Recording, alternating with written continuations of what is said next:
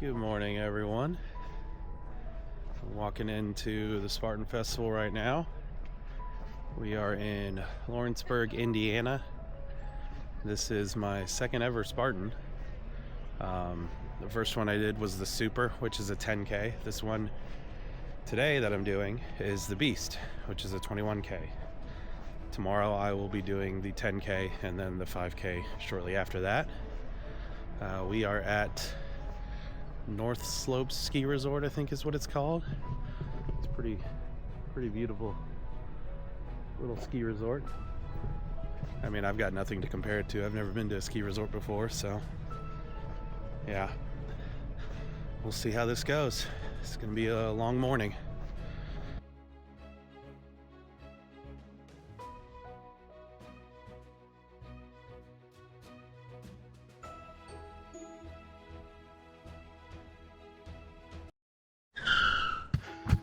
Unfortunately, that is all the footage I have from the race. This isn't the video I was hoping to make, but today I'm going to tell you about my failed attempt at a Spartan trifecta. The 3 lessons that I learned, and hopefully you'll find them helpful. Like I said in the video before, I planned on doing all 3 distances that weekend. The Spartan Beast, a half marathon with about 30 obstacles. The Super, a 10K with about 25 obstacles. And a sprint, a 5K with about 20 obstacles. My intention was to wear the camera during the sprint because I knew the battery would last for the entire race. That didn't happen. Here's some backstory. I was in New York. A couple buddies and myself drove up to New York to help a friend move back to Alabama. We left late Thursday, drove about 5.5 hours, and got a hotel around 4 in the morning. I got about 2.5 hours of sleep before we hit the road again for about 14 hours. We were in a truck that we weren't really comfortable driving above 65 and stopped for about an hour and a half for lunch, where I slowed us down even more by spilling my food in the truck and cleaning it up before we left. We finally made it to New York, and we had a guy's weekend, meaning very little sleep and eating probably way too much pizza. We decided to leave Sunday night and do the hotel thing again. Except this time, we didn't leave until 3 a.m. because my buddy wanted to get pictures of his truck in Times Square because his truck was never going to be in New York again. It was totally worth it. Just check out this cool shot of us driving through Times Square. So we decided to try driving straight through with 2 guys in each vehicle, which meant we could take turns sleeping and driving. Except I was in a 2-door BMW, and I'm a big boy. I couldn't get comfortable, and he said I dozed off for maybe 15 to 20 minutes. So from Thursday to Monday night, I got about 12 hours of sleep altogether. Then I worked 3 12-hour shifts Tuesday, Wednesday, and Thursday, and 3 hours Friday morning before leaving for Spartan, which was a 6-hour drive. I was tired when I got to the hotel that night, but still only got about 5 hours of sleep because of my nerves. Needless to say, I was not prepared for what I was about to face. Which leads me to lesson number 1. Don't bite off more than you can chew. Spartan offers you the ability to reschedule a race to another venue for a small fee. I thought about doing this, but ultimately chose not to because I'm cheap and I thought I could suffer through it. I was wrong. It had poured rain Friday night, so by the time I had gotten to the venue Saturday morning, everything was wet and muddy. Remember when I said at the beginning that this was at a ski resort? Yeah, lots of climbs and descents that became mudslides. I fell more times at this race than all of my others combined. This is what Spartan themselves had to say about the race.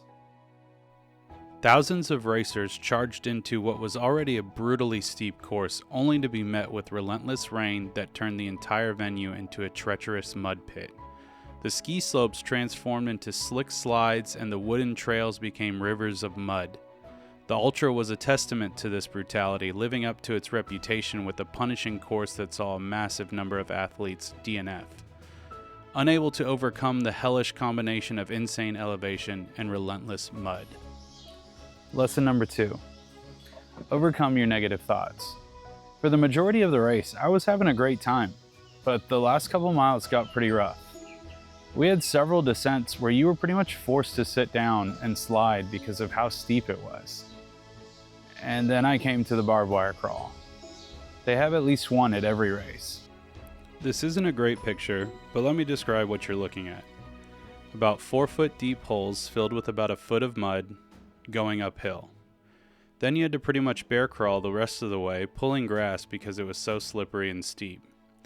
This section took me almost an hour because I was gassed at this point. I let my negative thoughts win. After sliding back down the hill, I gave up. Which leads me to lesson number 3, don't give up. I ran just over 15 miles that day, and that barbed wire crawl was the reason I was able to talk myself out of attempting the 10K and the 5K the next day, because it would have been a part of both distances. On top of that, I had lost my tracker and I just used that as another excuse. I unfortunately realized shortly after stepping off the course and finding my wife just how close to the finish I was. And in that moment, I knew I could have done it. I just let my intrusive thoughts win. This is a quote that I wish I had read before doing the race from Nick Bare's book, 25 Hours a Day. The trick is to get outside of your own head, especially when things get tough. The body is merely an accessory to our mind, not the other way around. If you can go external and pull yourself away from the inner struggle, you'll find yourself achieving things you never thought possible. I know this hasn't been the most positive video, but I've got some great news. Spartan gives you 30 days post-race to reschedule any race you didn't start. So I rescheduled that super and sprint and registered for the Beast next March in Atlanta, and I'm gonna get the trifecta medal. And I'm gonna be prepared this time, so I'm not biting off more than I can chew. I'm not giving in to those negative thoughts, and I'm not gonna give up.